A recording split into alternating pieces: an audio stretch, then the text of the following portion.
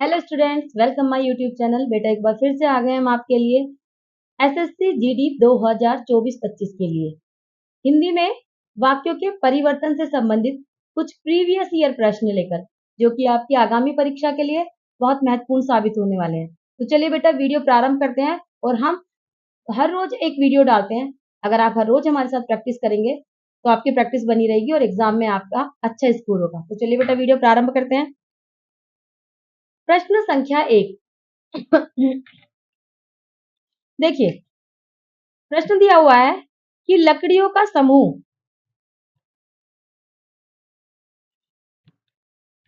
प्रश्न दिया है बेटा। फर्स्ट प्रश्न क्या दिया है? लकड़ियों का समूह। देखिए समूह का नीचे है रेखांकित है। रेखांकित पद समूह के बदले उपयुक्त शब्द का प्रयोग कीजिए। यानी कि इस शब्द के बदले आपको इन चारों में से कोई एक शब्द का प्रयोग करना है जो यहाँ सही बैठता हो। तो चलिए, 1 रेवड़, 2 ढेर, 3 टुकड़ा और 4 गट्ठर। तो बेटा लकड़ियों का गट्ठर होता है, समूह नहीं होता। लड़कियों का समूह होता है, इसलिए आप ध्यान से पढ़ेंगे। मैं हमेशा कहती हूँ प्रश्न ध्यान से पढ़ना है। लकड़ियों का गट्ठर, तो आपका कौन सा उत्तर हो जाएगा? 4 आपका बिल्कुल सही है। चलिए प्रश्न संख्या 2, पेड़ बढ़ता गया।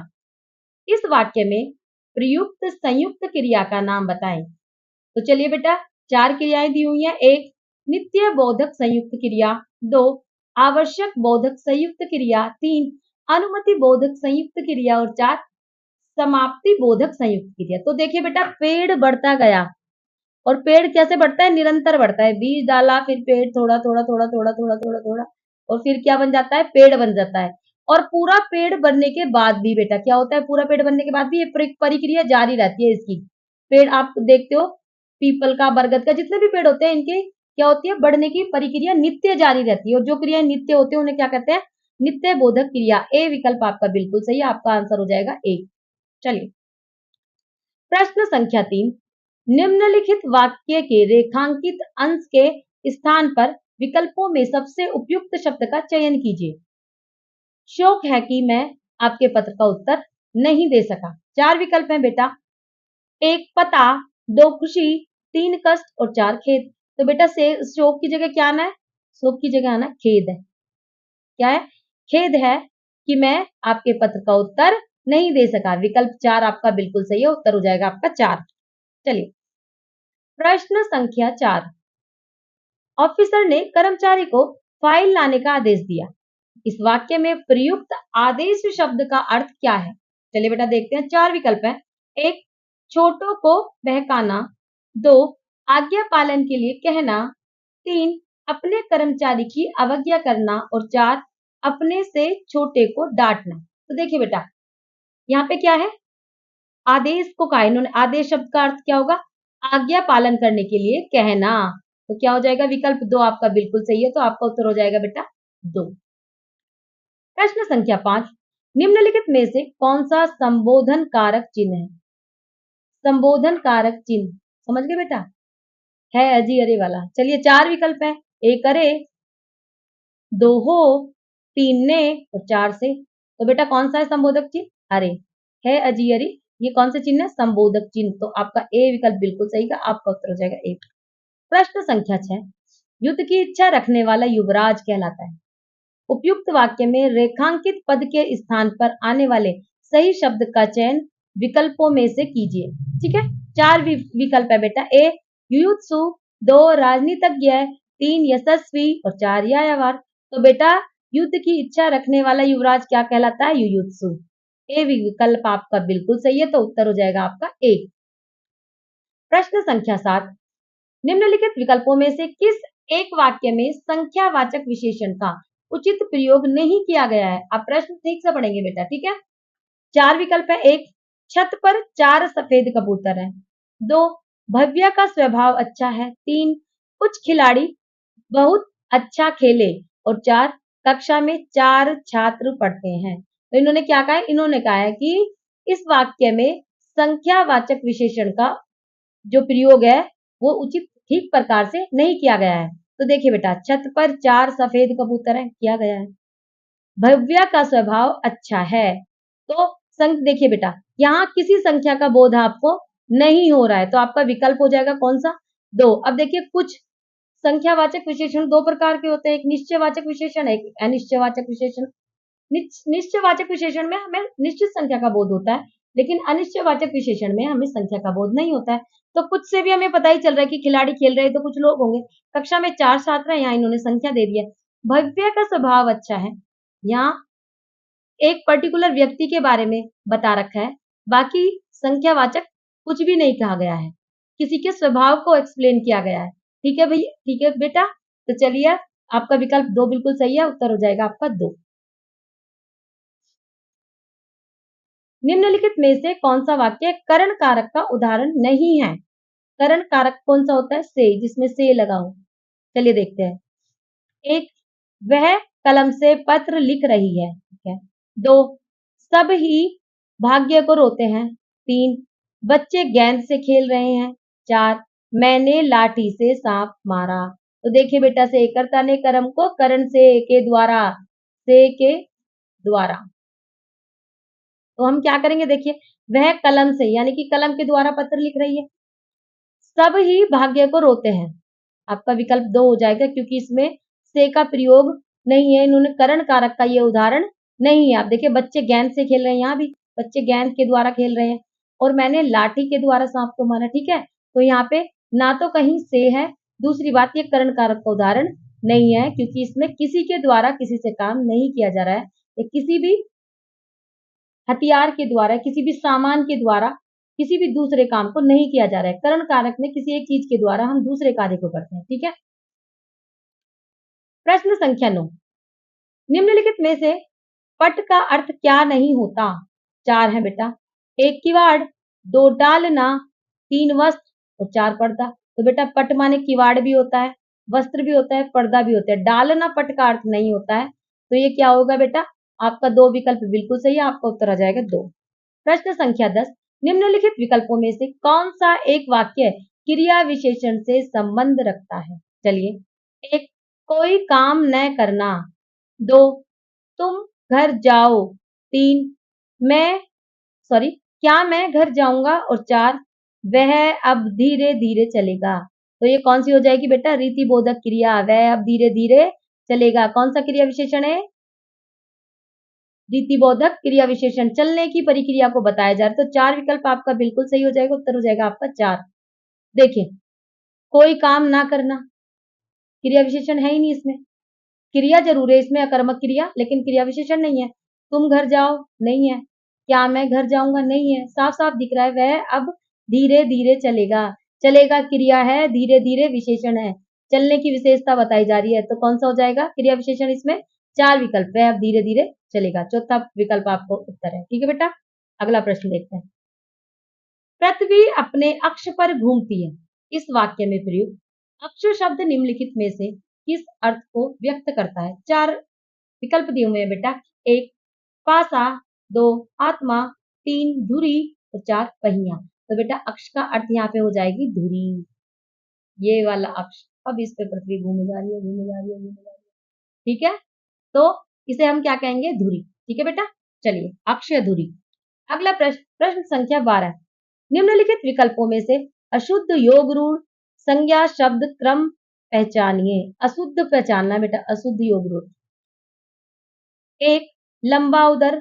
दशोनन, पीतांबर। 2, गिरिधर, पंचानन, नीरद। 3, पंकज, जलज, चक्रपाणी। 4, चतुर्भुज, चतुरानन, नीलकंठ। तो देखिए बेटा, ये योग रूढ़ बिल्कुल सही है। लंबा उदर नहीं, लंबो उदर होता है। दशो नहीं, दशानन होता है। पीतांबर, ठीक है, यही आपका अशुद्ध है। ए विकल्प आपका उत्तर है, तो आपका उत्तर हो जाएगा बेटा ए। प्रश्न संख्या 13, निम्नलिखित में से किस वाक्य में कर के सही अनेकार्थी शब्द का प्रयोग हुआ है? कर मतलब बेटा हाथ भी होते हैं। ठीक है, अब देखते हैं यहाँ पे वाक्य के हिसाब से कर का क्या अर्थ निकलता है। सही अनेकार्थी शब्द का प्रयोग किया है, क्योंकि कर के बहुत सारे अर्थ भी होते हैं प्रत्येक शब्द के। चलिए, 1, नयन ने वह कार्य पूरा नहीं किया। 2, यह अत्यंत गंभीर मामला है। 3, विकास अत्यंत उत्साही था। 4, राजीव ने अपने हाथ खड़े कर दिए। देखिए बेटा, वैसे कर माने हाथ भी होता है, और यहाँ पे भी कर का इस्तेमाल है। कि राजीव ने अपने हाथ खड़े कर दिए। 4 विकल्प आपका बिल्कुल सही है। इसमें बहुत साधारण सी हिंदी है, यदि आप इसे हमारे साथ हर रोज प्रैक्टिस करोगे तो आपका एक भी प्रश्न आपके एग्जाम में गलत नहीं होगा। ये हमारा आपसे वादा है बेटा, आप हर रोज हमारे साथ प्रैक्टिस कीजिए, क्योंकि हमारे ये प्रीवियस ईयर क्वेश्चन है। तो बेटा इस वाले प्रश्न का उत्तर हो जाएगा 4। चलिए, प्रश्न संख्या 14, निम्नलिखित विकल्पों में से कौन सा एक वाक्य क्रिया विशेषण से संबंध रखता है? चलिए, जो क्रिया विशेषण किसे कहते हैं बेटा? जो क्रिया की विशेषता बताते हैं, जैसे वो धीरे धीरे था। चलिए इसे देखते हैं बेटा, इसमें क्या है? 1, अशोक कल खेलेगा। 2, अनुराधा आएगी। 3, रेखा गाती है। और 4, राहुल पढ़ता है। तो ये क्या रहा है कि क्रिया विशेषण से संबंध रखता है। तो कौन सा हो जाएगा बेटा? राहुल पढ़ता है। 4 विकल्प आपका बिल्कुल सही है। चलिए बेटा, अगला प्रश्न देखते हैं। इसका आंसर हो जाएगा आपका, उत्तर कौन सा हो जाएगा बेटा? इसका 4। 4 विकल्प आपका बिल्कुल सही है। प्रश्न संख्या 15, नीचे दिए गए वाक्य में प्रयुक्त गलत विभक्ति चिन्ह को पहचान कर बताएं कि उनके स्थान पर कौन सा विभक्ति चिन्ह सही होगा। चलिए, अच्छी सेहत को प्रतिदिन योग करना चाहिए। ठीक है, अब देखिए ये जो इनका विभक्ति चिन्ह है ये क्या है बेटा? गलत। ठीक है, आप कारक चिन्ह यदि याद कर लेंगे बेटा तो आपके खुद पे खुद हो जाएंगे वो चिन्ह याद। हमारी कारक की वीडियो हमारे चैनल पर डली हुई है, आप जाकर देख सकते हैं। तो चलिए देखते हैं बेटा, 1 द्वारा, 2 में, 3 के लिए और 4 से। तो देखिए, अच्छी सेहत के लिए, आप बाकी लगा के देख लो, चाहे अच्छी सेहत द्वारा प्रतिदिन योग करना चाहिए, नहीं बैठेगा सही। अच्छी सेहत में प्रतिदिन योग करना चाहिए, नहीं। अच्छी सेहत से प्रतिदिन योग करना चाहिए, नहीं। अच्छी सेहत के लिए, यदि आपको अच्छी सेहत पानी है तो उसके लिए आपको प्रतिदिन योग करना पड़ेगा। तो तीसरा विकल्प आपका बिल्कुल सही है, उत्तर हो जाएगा आपका 3। प्रश्न संख्या 16, फैला अपने रवि कर जाल। उपयुक्त वाक्य में प्रयुक्त कर शब्द निम्न में से किस अर्थ को व्यक्त करता है? 4 विकल्प है। 1 हाथ, 2 किरण, 3 टैक्स और 4 सूंड। तो बेटा यहाँ पे कर का अर्थ हो जाएगा किरण। क्या हो जाएगा? किरण, क्योंकि रवि माने सूर्य, और जब सूर्य निकलता है तो वो क्या फैलाता है? किरणें ही तो फैलाता है। चाहे आप इसके कर यानी कि इसे हाथ कह लो, चाहे किरणें कह लो। ठीक है, इसी के द्वारा तो पूरे संसार में रोशनी फैलाता है। तो बेटा क्या हो जाएगा आंसर? 2। आपका 2 विकल्प बिल्कुल सही है, तो उत्तर हो जाएगा आपका 2। प्रश्न संख्या 17, गेरू एक संज्ञा शब्द है, इसके बदले कौन सा प्रत्यय युक्त शब्द उपयुक्त होगा? यानी कि ऐसा कौन सा शब्द जिसमें प्रत्यय युक्त शब्द इन चारों में से यहाँ प्रयुक्त होगा। तो चलिए, 1 गेरुआ, 2 ममेरा, 3 गरज, 4 गजल। तो बेटा गेरुआ, गेरू में यदि आप प्रत्यय लगाएंगे तो गेरवा हो जाएगा। एक विकल्प आपका बिल्कुल सही है, तो उत्तर हो जाएगा आपका 1। प्रश्न संख्या 18, निम्नलिखित विकल्पों में से किस एक वाक्य में विशेषण का उचित प्रयोग किया गया है? विशेषण, जो शब्दों की संज्ञा और सर्वनाम शब्दों की विशेषता बताते हैं उन्हें हम विशेषण कहते हैं। चलिए पढ़ते हैं। 1, वह मीठा फल है। 2, वह खाता है। 3, वह पढ़ता है। और 4, वह जाता है। देखिए बेटा बेटा ये साधारण क्रियाएं हैं, और वह मीठा फल है। फल की विशेषता क्या है? कि वह मीठा है। तो यह कौन सा हो जाएगा? एक विकल्प आपका बिल्कुल सही है। यदि आपको विशेषण में कोई भी दिक्कत है या आपको विशेषण से संबंधी कोई जानकारी लेनी है, हमारे चैनल पे संपूर्ण वीडियो पड़ी हुई है बेटा, क्रिया विशेषण संज्ञा सर्वनाम हर चीज की वीडियो आप जाके देख सकते हैं। तो चलिए बेटा, इसका उत्तर हो जाएगा 1। प्रश्न संख्या 19, अनु बहुत सुंदर लड़की है। देखिए सुंदर, बहुत सुंदर लड़की का विषय वो क्या है? सुंदर क्या है? विशेषण, और बहुत प्रिय विशेषण। उपयुक्त वाक्य में रेखांकित शब्द सॉरी अनु बहुत सुंदर लड़की है। उपयुक्त वाक्य में रेखांकित शब्द क्या है? 1 विशेषण, 2 क्रिया विशेषण, 3 विशेष्य और 4 प्रिय विशेषण। तो बेटा सुंदर विशेषण और बहुत सुंदर प्रिय विशेषण, तो ये इसका आंसर क्या हो जाएगा बेटा? 4। तो 4 आपका उत्तर हो जाएगा। प्रश्न संख्या 20, और ये हमारा अंतिम प्रश्न है। निम्नलिखित में से कौन सा संज्ञा से बना विशेषण नहीं है? चलिए देखते हैं। 1 अच्छाई, 2 स्वर्णिम, 3 श्रद्धालु और 4 सामाजिक। तो बेटा हमारा संज्ञा से बना जो विशेषण नहीं है वो है अच्छाई, ये भाववाचक संज्ञा है। ठीक है, ए विकल्प आपका बिल्कुल सही है। इस तरह से बेटा हमने आपको पूरे 20 प्रश्न पढ़ा दिए हैं। यदि आपको हमारी वीडियो पसंद आई है तो हमारी वीडियो को लाइक करें और शेयर करें और हमारे चैनल को सब्सक्राइब करें। मिलते हैं अगली वीडियो में। नमस्कार।